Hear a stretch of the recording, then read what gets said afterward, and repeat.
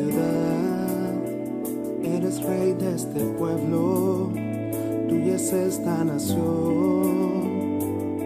Señor, luz en la oscuridad. Ahora vamos a hablar de la palabra de Dios, hermano. Vamos a hablar de lo que es nuestro tema para esta semana, que somos responsables de gobernar la tierra. Responsables de gobernar la tierra. Nuestro propósito es que como discípulos de Cristo decidamos extender el reino de Dios según la revelación de su palabra. Ese es nuestro propósito con este mensaje, que tomemos la decisión de extender el reino. El pasaje es Mateo capítulo 16, versículos 13 al 20, pero principalmente el 18 y el 19. Mateo 16, versículos 13 al 20. Ese va a ser nuestro pasaje para ahora, para esta mañana. Gloria a Dios.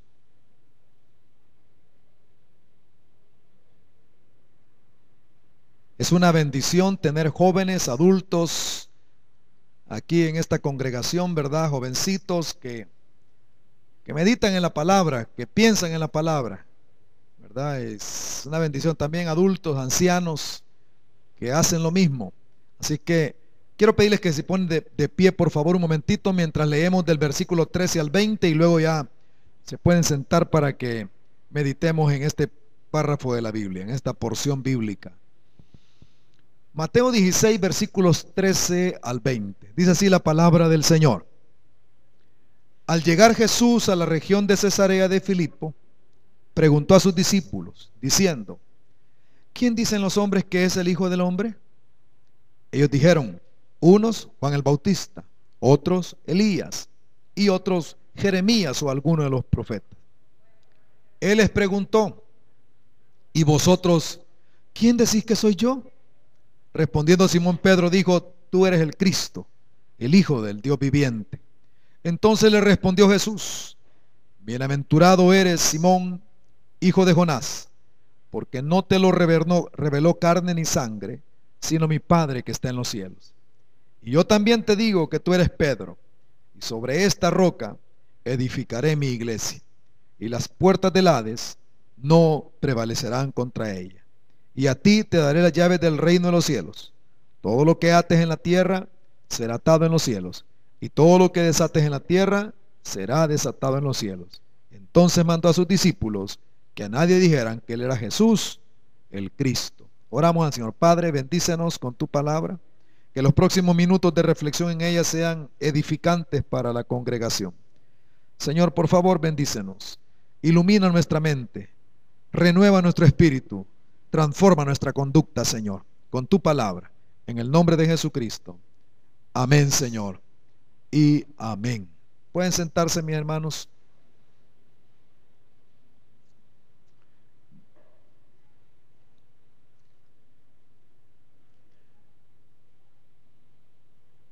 En este pasaje, hermanos, podemos decir que habla del gobierno, porque estamos hablando de gobernar la tierra, porque en el versículo 19 dice las llaves del reino de los cielos. Después veremos de qué significa tal cosa, pero habla del reino, del gobierno.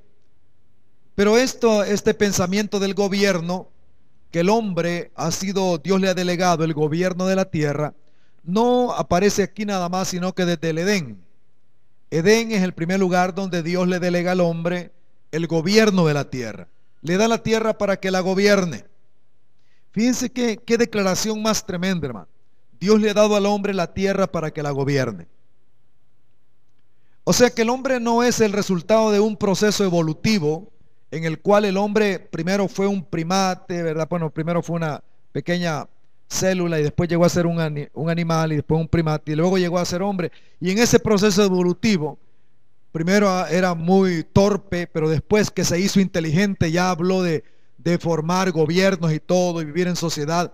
Eso no es el modelo que enseña la palabra de Dios. La Biblia dice que desde que Dios creó al hombre, lo creó con la capacidad de inteligencia para gobernar la tierra.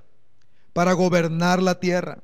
Eso quiere decir que el hombre desde el principio tuvo la capacidad de diseñar, de organizar, de planificar desde el principio. Sé que el hombre no es el resultado de un proceso evolutivo en el cual llegó algún día, el proceso que él tuvo, a ser inteligente y a gobernar la tierra. Así no es la cosa. Dios hace la declaración desde el principio en Edén, cuando crea al hombre. Le dijo, sojuzga la tierra. Le dio la capacidad al hombre de gobernar la tierra. El hombre entonces comenzó a crear sociedad, familias, sociedades, cultura, y a través de eso gobernar la tierra. Las culturas del ser humano son para gobernar la tierra, que construye, que bota tales árboles, que levanta una casa, que hace esto y lo otro. Eso es gobernar la tierra. Aprender a relacionarse unos con otros, hacer planificación de cómo vamos a hacer el comercio, cómo vamos a relacionarnos. Todo eso es gobernar la tierra. Y Dios le dio al hombre la capacidad de hacerlo. Que los jóvenes se eduquen es para que aprendan a gobernar realmente. Y quiero decirles esto, que es algo muy importante, profundamente importante. La educación lo que debe hacer es preparar a la siguiente generación para gobernar. Así es como la Biblia lo establece. Que se prepara la nueva generación para que aprenda a gobernar bajo el nombre de Dios. Pero claro, eso no es así porque el hombre pecó. Y el hombre se apartó de Dios y su conocimiento lo hizo independientemente de Dios. De tal manera de que él se independizó de Dios y se hizo profundamente ególatra. No solamente idólatra, sino ególatra. Y ahí vino el caos, vino la confusión del ser humano. A tal punto de que ahora ya no se gobierna bajo el reino de Dios, sino que se gobierna para el ser humano. Y la historia de la humanidad nos habla de esto, de cómo el ser humano se desarrolló e hizo cosas. El ser humano es grande en inteligencia, pero también cae en unas bajezas morales terribles. La historia lo dice, gobernantes que asesinaron a la gente, que les abrieron el vientre a sus propias mamás para ver qué había dentro, solo por entender de qué se trataba todo, de dónde venía la vida. Gobernantes que hicieron cosas terribles. Y así la historia se desarrolló, pero Dios desarrolló un proyecto en toda la historia, un pueblo que él iba para que aprendiese a gobernar con él, un pueblo que aprendiera a gobernar con el Señor bajo el gobierno de él, un gobierno que tuviera como centralidad su palabra, la ley de él, bajo su gobierno, bajo su ley. Ese es el proyecto de Dios. Ahora llegamos aquí al Nuevo Testamento y aparece aquí el Señor Jesucristo y leemos este pasaje y decimos, ¿y qué tiene que ver con el gobierno del ser humano esto? Bueno, Jesús es el segundo hombre, venía a restituir lo que Adán había perdido. Jesús vino a restaurar lo que Adán perdió. Una de las cosas que perdió Adán fue la capacidad de gobernar bajo la dirección de Dios el Padre. Y Jesús vino a hacer eso, a restaurarlo. Así que ahora llegamos al Nuevo Testamento y aquí encontramos en el Nuevo Testamento el reino de Dios, el gobierno de Dios y la iglesia. Aquí lo relaciona con la iglesia en este pasaje, nuestro Señor. Ahora vamos a una pregunta. ¿Cuál es la condición o condiciones para gobernar o reinar como discípulos de Cristo? Porque este pasaje habla de Jesús hablando con sus discípulos. Nos revela a Jesús hablando y examinando a sus discípulos. Les pasa un examen a los discípulos, dos preguntas que les hace. Y les pasa un examen. Les digo que es examen porque Dios quería llevarlos, Jesús les quería llevar a otro nivel a sus discípulos. Quería ponerlos en un nuevo estadio, quería dar un paso más adelante en su proyecto, el Señor Jesucristo, en su proyecto de restauración de todas las cosas. Él quería dar un paso adelante. Fíjense el versículo 21, hermano. Dice, desde entonces comenzó Jesús a declarar a sus discípulos que le era necesario ir a Jerusalén y padecer mucho a manos de los ancianos y aún ser muerto. Antes de eso no les había declarado esto. Hasta que pasaron este examen, entonces Jesús dijo, ahora es el momento, ahora puedo ya dar el siguiente paso. Ya les puedo decir de qué se trata el proyecto. Y les dijo cosas, por ejemplo, de tomar la cruz y seguirlo a él. Les dio declaraciones como esa. Así que, ¿qué es lo que necesitaban estos discípulos para gobernar, para aprender a gobernar conforme a la voluntad de Dios? Lo primero es tener la revelación de Jesucristo, la roca. Tener la revelación de Jesucristo, la roca. En el versículo 18 dice que Jesús le dijo a Pedro: yo también te digo que tú eres Pedro, y sobre esta roca edificaré mi iglesia. Aquí en este versículo 18, la Iglesia Católica Romana ha interpretado que esa roca es Pedro. Pero eso no es así, es una interpretación errónea. Porque aquí hay dos palabras en griego. Pedro, que es una palabra griega que viene de Petros. Él es una piedra. Y la roca, que es Petra, o sea, una roca, es algo más grande, literalmente hablando. Y esa roca es la que se refiere a Jesús, no a Pedro. A Pedro le dice: tú eres una piedra, pero hay una roca sobre la cual voy a edificar. Esa roca no es Pedro, definitivamente. Si uno lee ya la epístola de Pedro, después se da cuenta que Pedro mismo lo aclara. Él dice que cada uno de nosotros, todos los que creemos en Jesucristo, somos piedras vivas que estamos siendo edificados para la gloria del Señor. Pero él nunca reclamó, Pedro, que él fuera el fundamento de la iglesia. Nunca lo reclamó, nunca. Es más, ellos dijeron siempre que la roca de fundación era Jesucristo nuestro Señor. Todos los apóstoles. Pero entonces, ¿qué es la roca?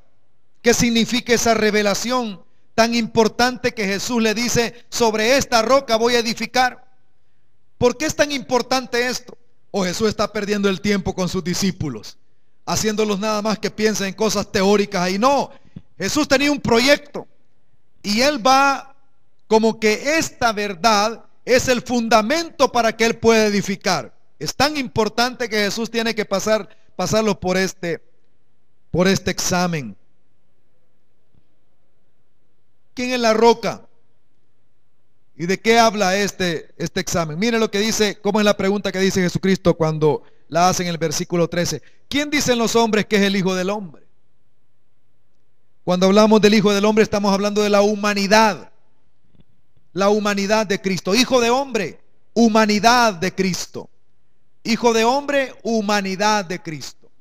Entonces, esto significa, hermanos, de que Jesús es hombre, es ser humano, vivió en un lugar, en un momento histórico, será de carne y hueso, es hombre. Ahora, esto es importante, porque muchas veces la gente hasta se atreve a decir que Jesús es una imaginación ahí, se lo inventaron y lo han escrito ahí. No es cierto. Jesús vivió en un momento histórico, estuvo en Palestina. Ser humano de carne y de hueso. Nació de una mujer, virgen por cierto, pero nació de una mujer, fue amamantado. Le enseñaron las leyes a él. Aprendió a crecer en una familia judía, muy piadosa la familia judía realmente. Ahí le enseñaron la palabra de Dios. Ahí le enseñaron a memorizar los versículos. Que por cierto, para esta semana pasada teníamos un versículo que memorizar en esta campaña. ¿Cuántos se acuerdan del versículo que había que memorizar, hermano? Amén. Lo podemos decir ahora. Romanos 11:36. ¿Cómo dice el versículo?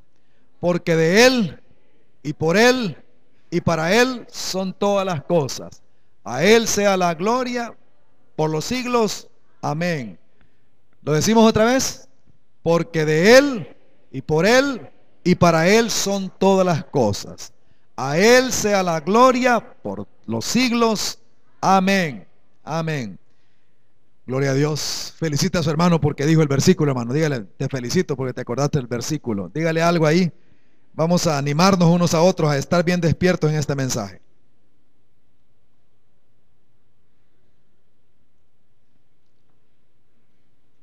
Jesús es hombre. Eso es una cosa que tenemos que tener como revelación. Nosotros ahora vivimos hace casi 2000 años después, pero tenemos que estar seguros de que Jesús realmente se hizo hombre, era un hombre. Pero también Pedro dice, cuando él habla, cuando responde ante la pregunta de Jesús, cuando le pregunta a Jesús: pero ustedes, ¿quién dicen que soy yo? Pedro dice: tú eres el Cristo, Ahora fíjense, hermano, le dice, tú eres el Cristo. ¿Qué significa el Cristo? El ungido, o sea, el Mesías del Antiguo Testamento, el Mesías esperado. Jesús de Nazaret, que creció en Nazaret, nació en Belén, es el Mesías esperado. Lo que estaban esperando los judíos, Él es. Le dice, tú eres el Mesías, tú eres el Cristo, tú eres el profetizado, ¿verdad? El que estaban anhelando que llegara, ahora había llegado. Era el rey ungido. En el Antiguo Testamento 3 tipos de personas eran ungidas: los reyes, sacerdotes y profetas. 3 tipos de personas que eran ungidos. Cuando en Israel en la antigüedad decían el ungido, se referían o a un profeta, o a un sacerdote, o al rey. Cuando David dijo que que le cortó el manto a Saúl y dijo, ¿cómo voy a tocar al ungido de Jehová?, se refería al rey, porque los reyes eran ungidos por el Señor, así como los profetas y los sacerdotes. Pero Jesús, el Mesías, es las 3 cosas. Él es rey, es profeta y es sacerdote. Y Él es el ungido. No es un ungido, sino que es el ungido del Señor. Pero también le dice, tú eres el Hijo del Dios viviente. Y eso se refiere a la divinidad de Cristo. Jesús es Dios. Él es Dios. No solamente es hombre, Él es Dios. Así que debemos de tener esa revelación hoy en día. Jesús no solamente es un hombre de la historia, por cierto que es de la historia.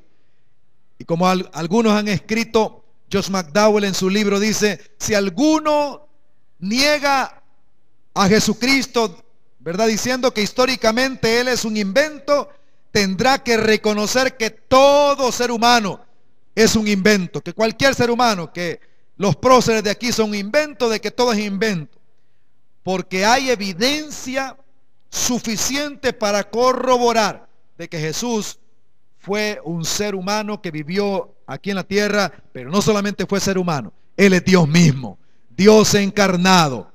Bendito para siempre nuestro Señor. Él es Dios eterno. El Dios eterno se hizo hombre, se humanó. Y eso es importante también saberlo. ¿Quién es Jesús? Ahora, hermano, la pregunta ya no es para Pedro. La pregunta es para usted ahora. ¿Quién es Dios para usted? ¿Quién es Jesús para usted? ¿Quién es Jesús para usted? Ese es el examen que Dios le pasa a usted. Aquí se basa lo que es iglesia. Ser miembro de la iglesia no es asistir a una reunión el día domingo, estar en un lugar. Es quién es Jesús para mí. ¿Qué respondo yo? Desde lo más profundo de mi ser, ¿quién es Jesús para mí? ¿Quién es Jesús para mí? La respuesta a esa pregunta determina la eternidad suya. ¿Quién es Jesús para usted? La respuesta a esa pregunta determina su propia vida, si se va a destruir o va a construir algo que permanece. Porque sobre esa base Jesús va a edificar. Esa es la roca. Sin esa base no se puede edificar. La familia se desmorona, las naciones se caen, todo se destruye si no están sobre la roca. Grandes imperios se han levantado y se han caído porque no están construidos sobre la roca. Familias se levantan y se caen porque no están construidas sobre la roca. Vidas de cristianos se levantan y caen. ¿Por qué? Porque no están construidos sobre la roca. Y la roca es la revelación de que Jesús es hombre, es Mesías y es Dios. Esa es la revelación que está diciendo este pasaje. Así que tenemos que tener esa revelación, esa comprensión para saber de ahí edificar la vida. Una vida cristiana no se edifica sobre la emoción del momento, sobre las formas que tenemos externas. La vida cristiana se edifica sobre esta gran roca que es Jesucristo, nuestro Señor. Ahora, ¿qué se necesita entonces para edificar sobre la roca? ¿Qué necesito para edificar sobre la roca? Ya sé que Él es la roca. Y todos los que son cristianos deben de saber esto, deben de creerlo y ser sostenidos por esto. Pero ¿qué necesito para edificar? Bueno, el versículo 18 lo dice. Dice, y sobre esta roca edificaré mi iglesia, y las puertas del Hades no la dominarán o no prevalecerán contra ella.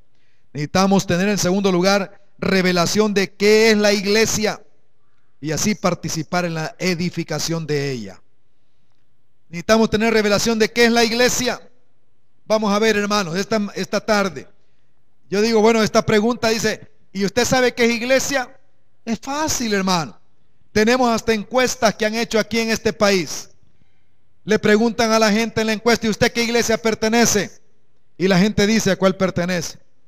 Y dicen, va, estas iglesias son las que tienen más, han prosperado más. Esta iglesia que, y comienzan a decir, ¿qué es iglesia? Porque la gente tiene ese lenguaje y usa ese lenguaje. Pero miren, les quiero decir algo importante, hermanos, esta tarde. Miren, el punto no es lo que dice la gente, que dice el periódico hoy. Porque la palabra iglesia no viene del periódico de hoy. Esa palabra iglesia está aquí, fue escrita en el siglo I. ¿Qué significó para Pedro cuando oyó que Jesús dijo, ahí voy a edificar mi iglesia? ¿Qué entendió Pedro? ¿Qué entendieron los discípulos? Eso es lo que hay que descubrir. ¿Qué entendieron ellos aquí? Porque cuando logremos entender lo que ellos capturaron, que era iglesia, entonces la podemos aplicar para el siglo XXI. ¿Qué entendían ellos que era iglesia? Porque definitivamente aquí hay varios conceptos de iglesia y ya vamos a mencionar algunos de ellos en el siglo XXI. Pero, ¿qué entendieron ellos? Ellos tenían, los discípulos tenían dos fuentes de información de lo que era iglesia. Quiero decirles algo más, que 2 veces en Mateo aparece la palabra iglesia. Jesús no aparece registrado que él habló de la iglesia. Solamente 2 veces aparece que Jesús mencionó la palabra iglesia. Capítulo 16, capítulo 18 de Mateo. De ahí no habló de la iglesia, habló del reino, habló de los discípulos, habló de seguirlo a él, pero no habló de iglesia. Eso es muy, muy importante. Pero ¿qué entendían ellos por iglesia? Habían 2 fuentes que formaron su concepto de iglesia en el siglo I, en los discípulos, en Pedro y en todos los demás. Número 1, el Antiguo Testamento. Los escritos del Antiguo Testamento formaron su pensamiento de iglesia. ¿Cómo? El Antiguo Testamento fue escrito en hebreo, pero en el año 250 antes de Cristo se tradujo al griego. Y esa traducción al griego es la que más leían en ese momento. Ellos leían la Biblia, o sea, los discípulos conocían la Biblia, pero me refiero al Antiguo Testamento porque el Nuevo no estaba escrito todavía. Entonces cuando Jesús dice, edificaré mi iglesia, él sabe lo que es iglesia por los escritos del Antiguo Testamento que habían sido traducidos al griego, porque la palabra iglesia viene del griego. Ese griego que traduce iglesia se refería en el Antiguo Testamento a la asamblea de los israelitas. Cuando Dios los convocó a reunirse en el monte Sinaí, la asamblea de ellos. Se traduce también para pueblo, el pueblo del Antiguo Testamento, el pueblo de Dios en el Antiguo Testamento. Entonces cuando él dice, edificaré mi iglesia, ellos saben que está refiriéndose, o su concepto de iglesia viene de los escritos del Antiguo Testamento. Y dicen, o sea, sabemos de qué está hablando del pueblo, está hablando de la asamblea, de los que Dios ha convocado a que lo sigan a él, a que caminen por el desierto, a que caminen, así se traducía en el Antiguo Testamento, iglesia. Entonces ellos comprenden así esa cosa. Pero la segunda fuente de formación del concepto de iglesia es el siguiente, hermano, es los pensamientos griegos. Los griegos también utilizaron iglesia. Para los griegos, iglesia era la asamblea de los ciudadanos de alguna ciudad, convocados para decidir sobre la ciudad. O sea, los griegos introdujeron la palabra iglesia, utilizaron la palabra iglesia. Y es que ellos tenían ciudades-estados. Entonces cuando convocaban a la asamblea de ciudadanos para tomar decisiones sobre la ciudad, aún para elegir autoridades, era la iglesia, los ciudadanos convocados. De ahí viene la democracia, que hasta ahora es la que aquí se lucha por establecer. Así que esas dos fuentes de conceptos es lo que ellos entendieron cuando Jesús dijo, yo edificaré mi iglesia. Ellos entendieron entonces, ok, está hablando Jesús que va a edificar un pueblo, que va a edificar una asamblea, los que él va a llamar que estén con él, los que él llama para que lo sigan a él, los que él llama para que lo representen a él, los ciudadanos de su propio reino. Esos son la iglesia de Cristo. Entonces, iglesia, ahora venimos, ya lo podemos traer al siglo XXI. Iglesia no son las construcciones que hacen los seres humanos, porque Jesús nunca construyó un templo. Él lo que estaba hablando es de un pueblo que iba a edificar. Cuando Jesús dice, yo edificaré mi iglesia, lo ponen en futuro, porque todavía la iglesia estaba por nacer cuando viniera el Espíritu Santo. Entonces dice él, yo edificaré mi iglesia. Está hablando de pueblo, de gente. Así que la iglesia es el pueblo del reino de Dios. La iglesia es el pueblo de Dios, los convocados por el Señor Jesucristo, los que Él ha llamado para que le sirvan y para que lo representen aquí en la tierra. ¿Está claro, hermanos? Amén, hermanos. Ok, espero que sí. Entonces, si usted le dice, ¿y a dónde queda tu iglesia? Fíjense lo que pregunta la gente. ¿Y a dónde queda tu iglesia? Le dicen a uno. Y uno contesta, ahí en la avenida Cuba, calle San Francisco, ahí está la iglesia. ¿Será esto la iglesia? No. Cuando ustedes se vayan de aquí ahora en la tarde, todos se van de aquí, la iglesia se va. ¿Qué se queda aquí? Un edificio donde la iglesia se reúne. ¿Qué se queda aquí? Un edificio donde son facilidades, lo que facilita que la iglesia sea edificada, lo que facilita que la iglesia reciba la palabra de Dios y pueda compartir la palabra de Dios, tenga comunión. Estas son las facilidades. Esto facilita la labor de la iglesia, pero esto no es la iglesia. ¿Pueden decir amén conmigo? Bien importante, hermano. Eso es trascendental, porque entonces, digamos aquí en este punto, edificar la iglesia entonces no es edificar edificios o construcciones físicas. Eso no es edificar la iglesia. Cuando alguien dice, qué grande la iglesia que tienen, gran edificio, eso no es edificar iglesia. Jesús no estaba pensando en edificio cuando dio esa palabra. Esto es trascendental para estos días, en donde hemos confundido los conceptos y la gente piensa que un edificio, entonces eso representa que la iglesia está avanzando, que la iglesia está siendo edificada. No necesariamente, y aún a veces puede ser que no, que más que una facilidad se convierte en un problema. Esta semana estaba recibiendo por las noticias cristianas que corren por el internet la noticia de que la Catedral de Cristal, que se declaró en quiebra hace algunos meses, esta semana se cerró el trato de parte del Estado vendiéndosela a la diócesis de la Iglesia Católica Romana del condado de Orange. O sea, va a ser ya de la Iglesia Católica Romana la Catedral de Cristal. Y Catedral de Cristal quizás para nosotros pues no dice mucho, pero para Estados Unidos una cosa, fue como se ha dicho, un ícono de un ministerio grande. Y ahora ya no más va a ser el local, no va a ser utilizado por una iglesia protestante o evangélica, sino por la iglesia católica. O sea que los edificios hasta se pueden vender. Entonces Jesús no estaba hablando de edificios cuando Él dice edificaré mi iglesia. Los edificios son, hermanos, necesarios. Por ejemplo, mire, nosotros realmente a las 7 de la mañana tenemos un grupo de hermanos, un poquito más grande que el que ahora está. A las 9 de la mañana es más la gente que viene. A las 11 de la mañana es cuando vienen un poquito menos. A veces cambian los hermanos y vienen un poco más a las 11. Eso depende, ¿no? A la hora que se acostó el día sábado, y depende de eso, ¿no? O porque tiene alguna actividad que hacer temprano, etcétera, etcétera. Muchas razones. Entonces, pero si quisiéramos tener una reunión con toda la congregación de aquí, los que se congregan con Campamento de Dios, tendríamos que tener, ¿verdad?, un local como casi 3 veces el que tenemos, y entonces necesitaríamos un local más grande. Probablemente Dios nos dé un local más amplio, ¿verdad? Y estamos orando por eso, que en su momento tengamos esas facilidades. Pero esas facilidades no deben de convertirse en el obstáculo para que la iglesia sea edificada. La iglesia tiene que ser edificada. Estamos hablando de los santos que tienen que ser edificados. ¿Cuántos dicen amén a eso? Aquí entonces Jesús dice, yo edificaré mi iglesia. No vamos a entrar en todo lo que significa esto de edificar.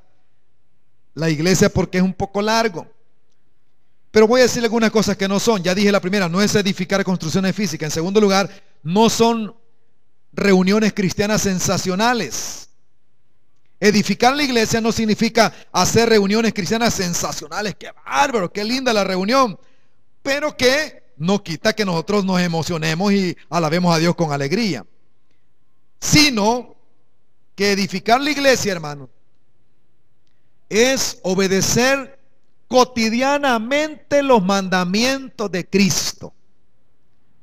No es tener una reunión sensacional y olvidarnos de los días que vienen, sino edificar la iglesia es que los santos estén obedeciendo cotidianamente los mandamientos de Cristo. ¿Qué significa cotidianamente, hermanos? Amén, de todos los días, correcto.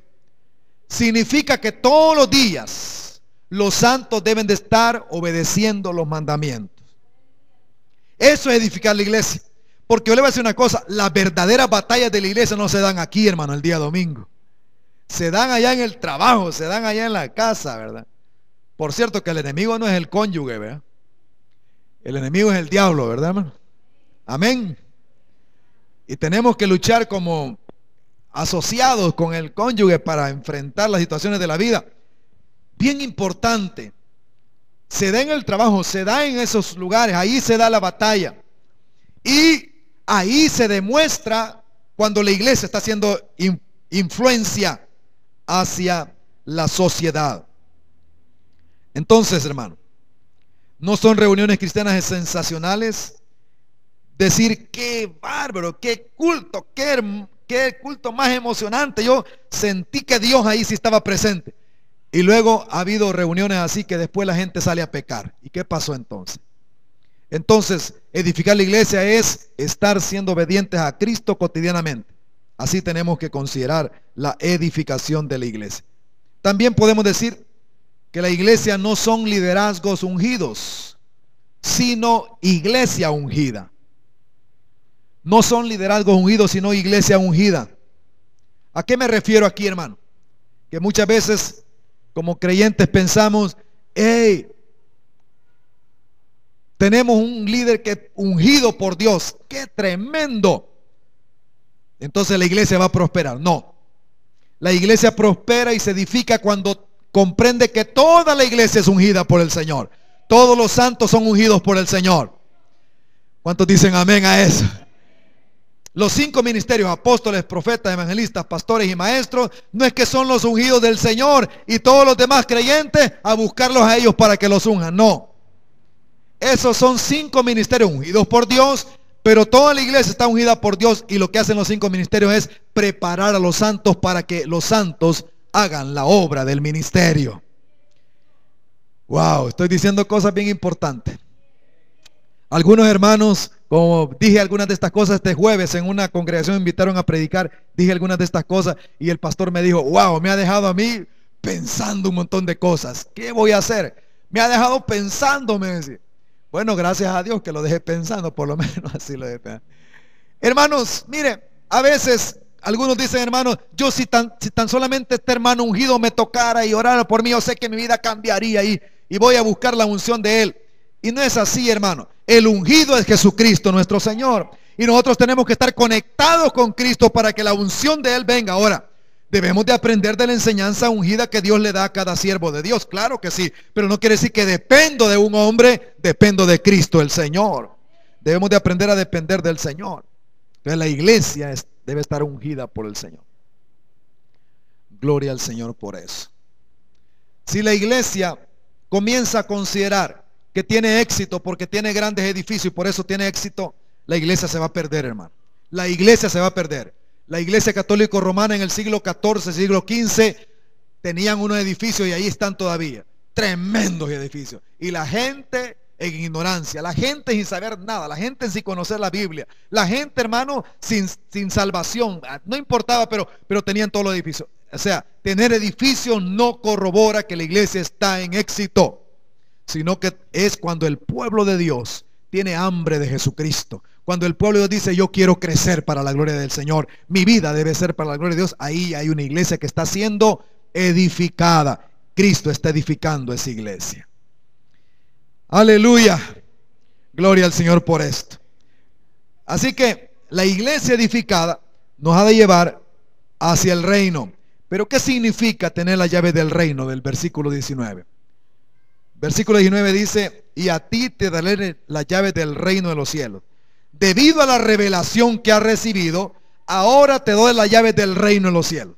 Fíjense, ¿qué significa entonces la llave del reino? Trabajar en la extensión del gobierno o reino de Dios, la teocracia. Hermanos, las llaves del reino son, ustedes saben para qué son las llaves. ¿Para qué son las llaves, hermanos?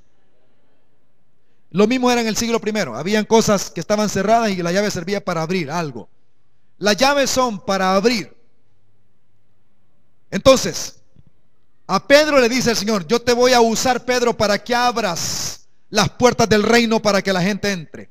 Ahora recuerden ese dibujo que han hecho de Pedro con una grande llave, ¿vea? Que cuando usted llega al cielo, a ver si Pedro me deja entrar, ¿vea? A ver, te va a dejar entrar San Pedro. Y ahí hasta a veces jocosamente lo han dicho. Esa imagen de Pedro, ese dibujo, no es lo que está diciendo aquí. Lo que está diciendo es que él va a abrirle para que la gente entre al reino de Dios. Él va a abrir. Y por cierto, eso se dio con Pedro, por supuesto que sí. En el capítulo 3, el capítulo 2 y 3 del libro de los Hechos, Pedro predica un mensaje y 3,000 personas entran al reino. Nacen de nuevo.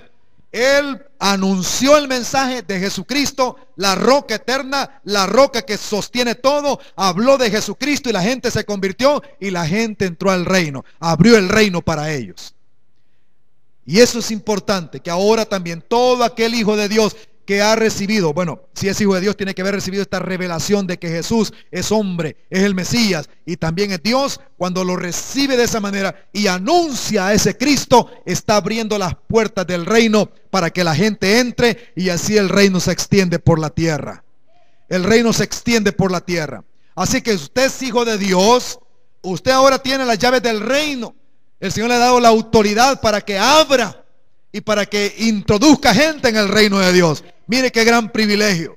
Tenemos ahora nosotros como iglesia el privilegio de llevar el reino de Dios en esta tierra. Si estamos siendo edificados, y por favor, hermano, escúcheme. Yo sé que usted tiene problemas, como todos tenemos problemas. Algunos a veces un poquito más serios por tiempos, a veces un poco más suaves. Por momentos como que pasamos y decimos, ya no tengo problemas, gracias a Dios, ¿verdad? No tengo problemas. Pero la vida es una solución continua de problemas.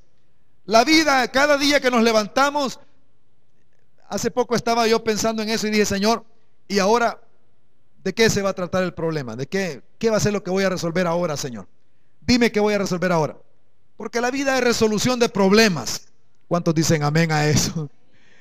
Pero como a veces pensamos que la vida es no tener problemas y los problemas vienen a estorbarnos en la vida, pero no, los problemas nos ayudan para desarrollarnos. Yo estoy comprendiendo esto de una manera nueva en estos últimos días. Entonces, cuando yo como creyente recibo esa revelación del Padre de que Jesús es mi Mesías, mi ungido, que Él es mi Señor y mi Dios, como lo recibió Tomás, cuando dijo, si no lo veo, no lo creo. Pero cuando Jesús le dijo, mira, toca, se tiró al piso y dijo, mi Señor y mi Dios, le dijo a Cristo. Cuando uno recibe que Él es realmente el Dios nuestro, entonces uno se convierte a Él.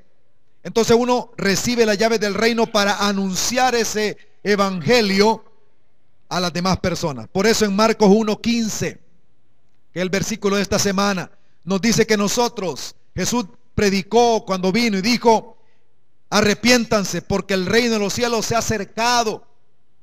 Y dice él, crean al evangelio. Eso quiere decir que así Jesús abría el reino a que la gente entrara.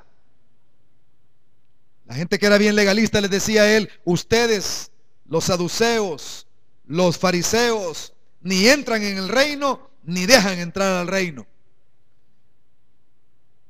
Pero ahora Jesús le dice, yo edificaré mi iglesia. ¿Y sabes qué, Pedro? Voy a darles las llaves del reino para que lleven mi reino por toda la tierra. Lo que perdió Adán, ahora yo lo voy a recuperar con mi iglesia. El mandamiento que le fue dado a Adán y a Eva, ahora Jesús se lo da a sus discípulos para que vayan por toda la tierra y lleven el reino de Dios. Usted cuando va, hermano, no está llevando una religión a la gente, está llevando el reino de Dios a la gente. Cuando le predica a Cristo el Señor.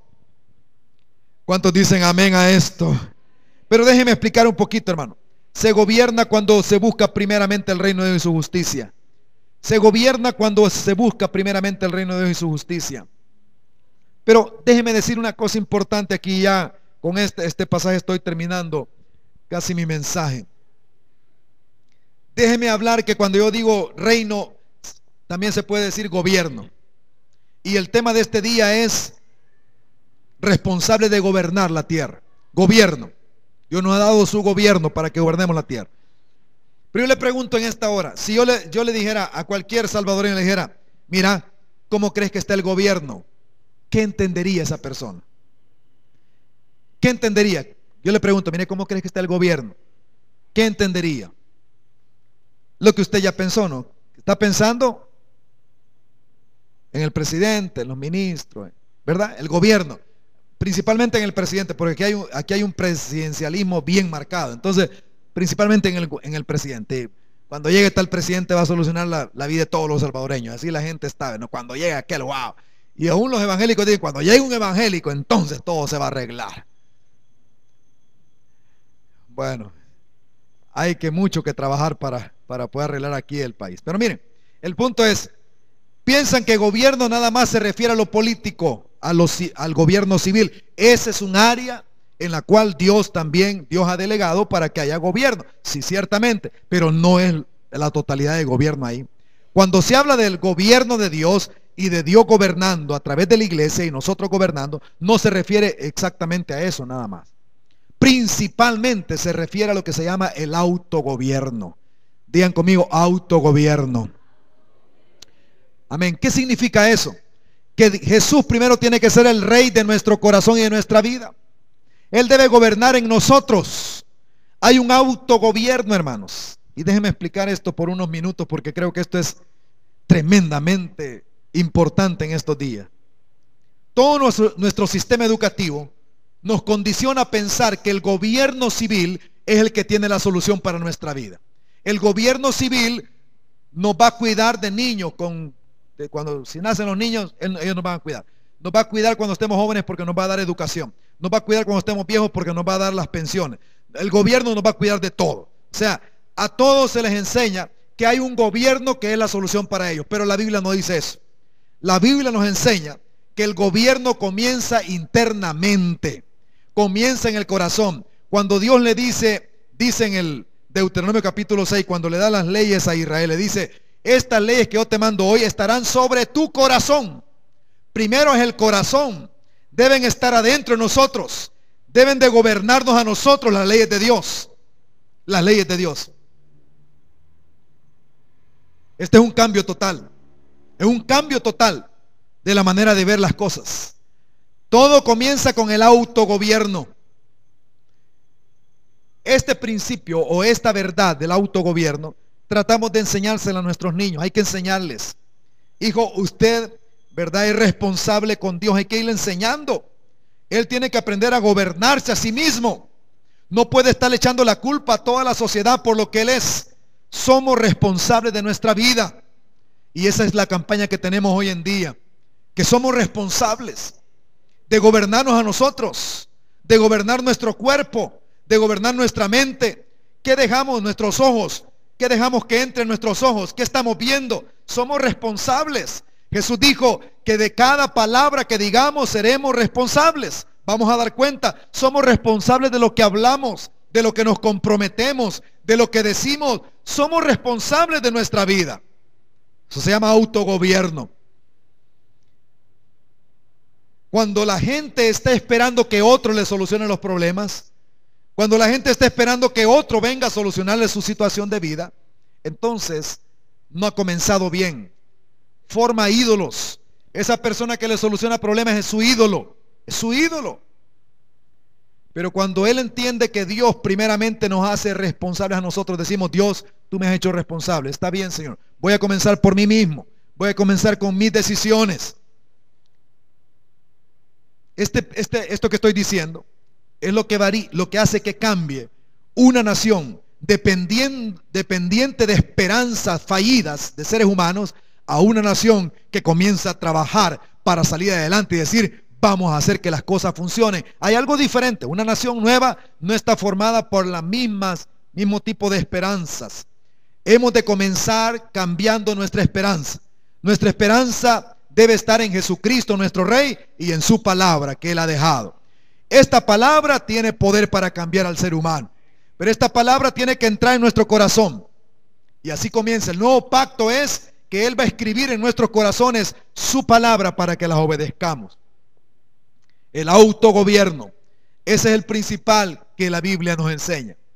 Porque Dios a cada uno nos llevará ante el tribunal, ante su trono, para decirnos qué hiciste con tu vida, qué hiciste con los dones que te di, qué hiciste con los talentos que te di.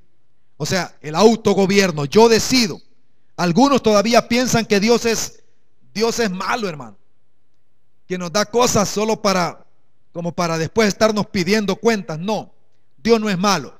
Nos ha dado capacidades y habilidades para que le sirvamos a Él, para ser productivos para su gloria. No necesariamente usted tiene que, hermano, estar en un ministerio de tiempo completo, en su trabajo, en su estudio. Usted tiene que ser productivo. Y de esa manera usted comienza a tomar en sus manos el gobierno de su propia vida.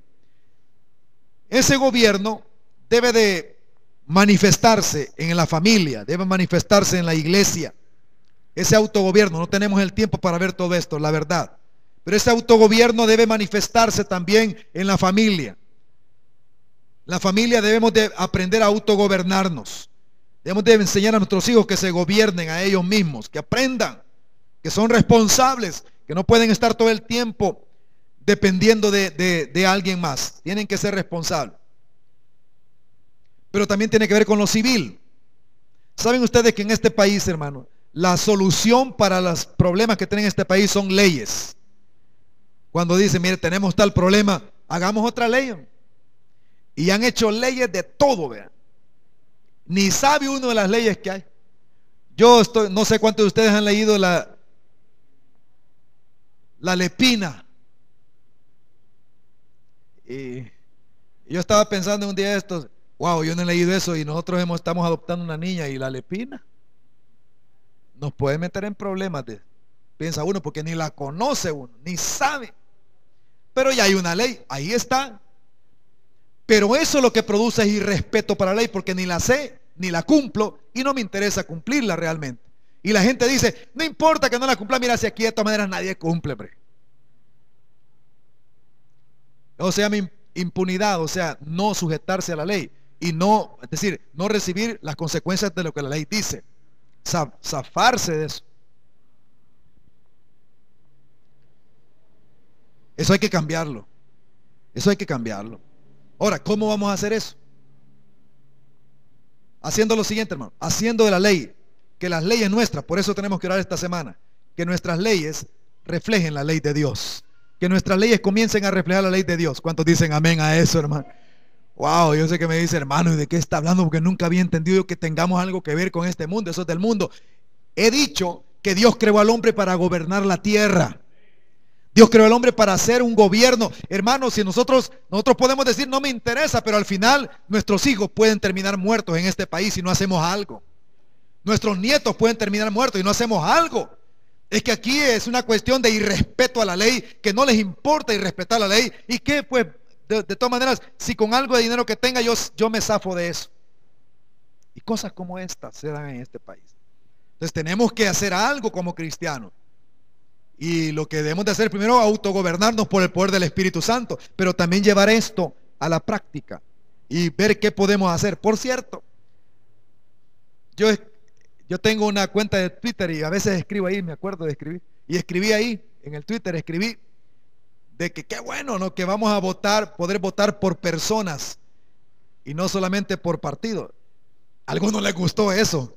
Qué bueno, pastor, que dice eso. Ahí me escribieron, ¿no? Qué bueno que dijo eso. Porque miren, hace años yo estuve en una allá en Estados Unidos, y unos hermanos norteamericanos Me dijeron, hermano, quiero invitarle a una reunión. Y me llevaron a una reunión, a una escuela. Y entonces estaba en esa reunión de la escuela.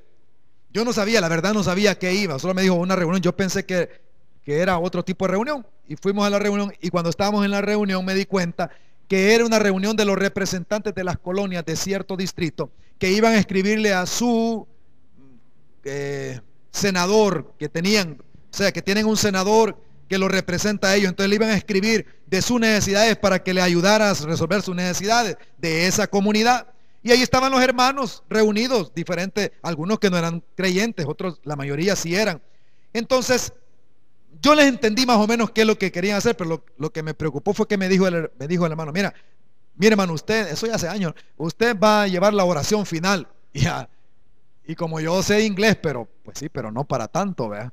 Entonces dije, ¿cómo voy a orar yo? Y comencé a orar, ¿qué voy a orar? ¿Qué voy a orar? Y me puse un poco nervioso, pero sí me di cuenta de lo siguiente. Miren, hermano, me di cuenta que la gente ahí lo que hace es que saben quién los está representando y por lo tanto le pueden decir a él, le pueden pedir cuentas, porque saben quién lo está representando. Por eso digo, qué bueno eso, porque eso se acerca más al modelo bíblico de lo que es la forma de gobernar, se acerca más al modelo bíblico. Y eso definitivamente creo que es bueno. Entonces, yo creo que por ahí algo podemos ir avanzando. Necesitamos, hermanos, y yo por eso me reuní hace unas semanas con algunos abogados de la iglesia, para compartir, porque necesitamos hacer algo. No podemos quedarnos nosotros aquí cruzados de brazos. Ay, bueno, es que a mí ni me interesa, hay que vean qué hacen ellos. La verdad es que nuestra nación solo va a ser transformada, bendecida, si los que somos hijos de Dios nos introducimos a hacer algo por esta nación. ¿Cuántos dicen amén?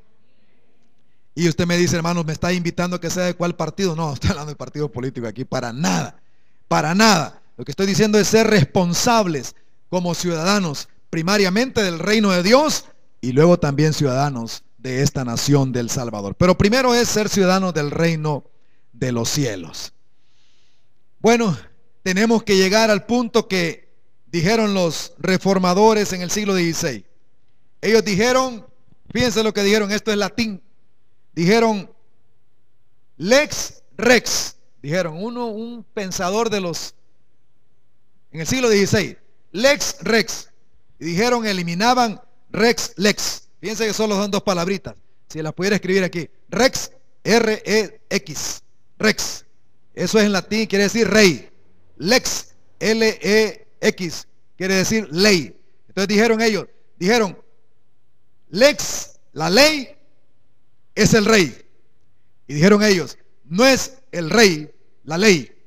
Fíjense el cambio, un cambio absolutamente, qué tremendo. Hicieron un gran cambio. Lo que hicieron fue que la ley tenía que estar en el centro, porque dijeron ellos, los reformadores, es que eso se acerca más a lo que es el gobierno de Dios, porque la Biblia está sobre todos nosotros. No es el hombre sobre la Biblia, sino la Biblia sobre el hombre. Y dijeron ahora, la ley debemos cumplirla todos, absolutamente, todos. No es el rey. Y le pidieron al rey que se sujetara a las leyes que estaban ahí escritas. Le pidieron, eso fue en Inglaterra. Claro, ahora usted dice, Inglaterra ya ni siquiera cristianos son, probablemente, pero desde el siglo XVI hicieron un trabajo para que Inglaterra cambiara su pensamiento. Y ellos dijeron, la ley es el rey y no el rey es la ley. Eso lo cambiaron. Creo yo que eso también tiene que llegar a ser una verdad aquí en este país para que veamos un cambio drástico en nuestro estilo de vida. Aleluya. Alabado sea Dios por eso. Gloria a Dios. Quiero terminar ahora. Quiero decir algunas declaraciones con las cuales termino mi mensaje de esta tarde. Los reformadores del siglo XVI dijeron que la iglesia siempre debía estarse reformando. La iglesia siempre debía estarse reformando. Mire lo que dijeron. Evaluándose a la luz de la palabra de Dios. Evaluándose a la luz de la palabra de Dios, no del éxito social, económico, político o cultural que como institución haya alcanzado. Es decir, la iglesia no es exitosa porque tiene recursos económicos o porque tiene influencia política, todo eso. La iglesia es exitosa cuando se parece más a lo que Dios ha dicho en su palabra. La iglesia va a ser exitosa y Jesús va a regresar por una iglesia sin mancha, sin arruga, que se parezca al modelo de lo que dice la Biblia.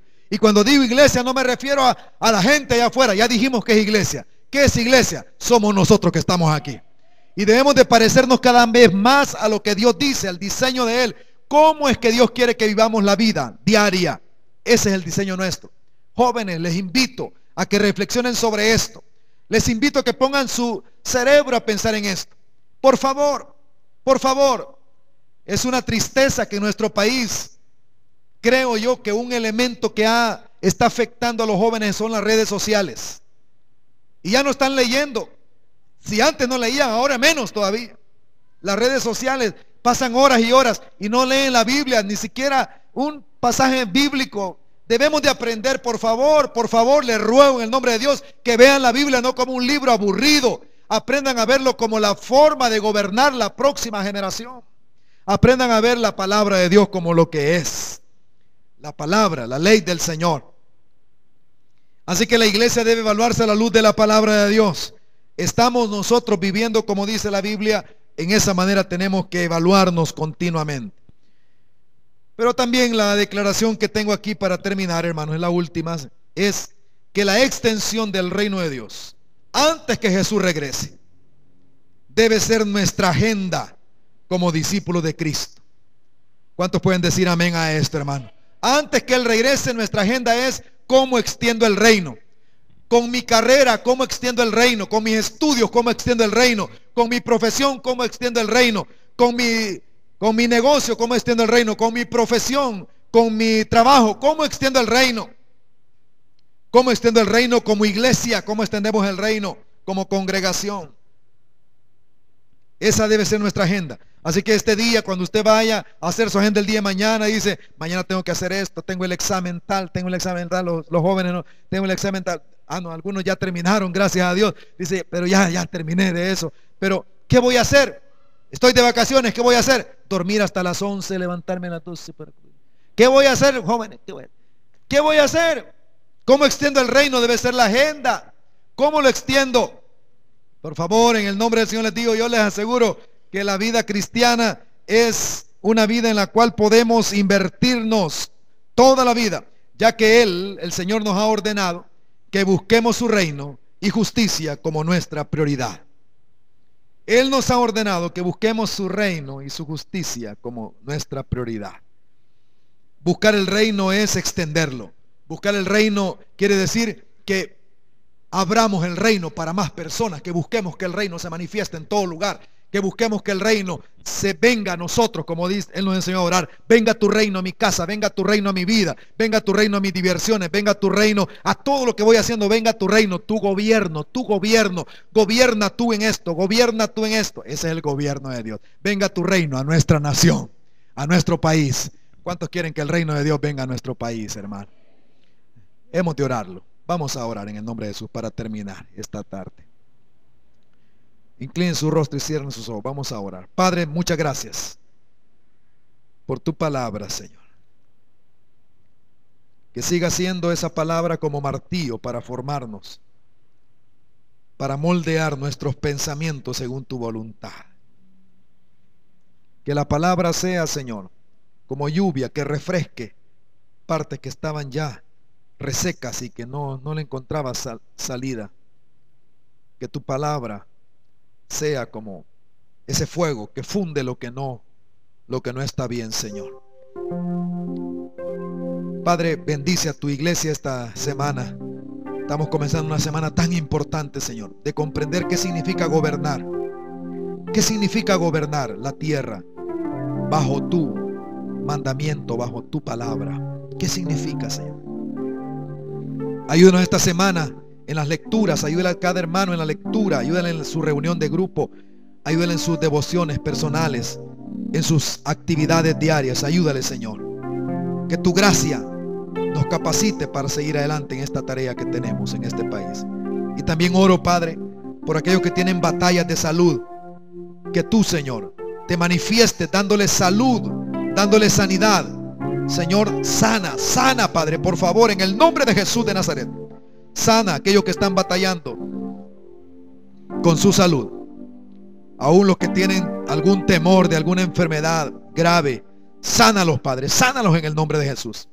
Que tu poder deshaga tumores, que tu poder deshaga obras malignas, que tu poder lo haga.